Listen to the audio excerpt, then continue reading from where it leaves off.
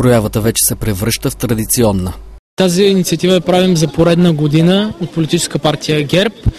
Искам да честитя днешния доволен празник на нашите граждани на град Пловдив. Да им пожелаем много здраве и щастие.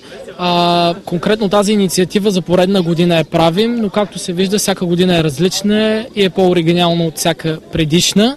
Има и късмети, с които гражданите всеки един може да се изтегли и да види какъв му е неговия любовен късмет.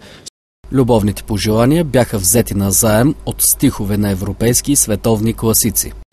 Достигни до истината отвъд разума. Любовта е мостът.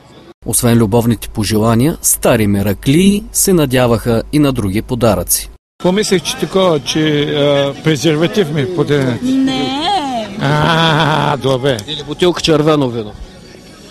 Тя върви след една бутилка червено вино и презерватива върви. За мен едва ли, ама бутилката да взема пък.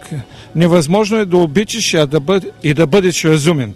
Оказа се, че за влюбените наистина няма възраст. Първите двойки бяха над 60 години, които дойдоха и минаха сутринта. Целувките ще ги запазя в тайна, защото все пак може да е въпрос на тълкуване. От младежката организация на ГЕРБ ще дарят 3 влюбени двойки с безплатни билети за кино.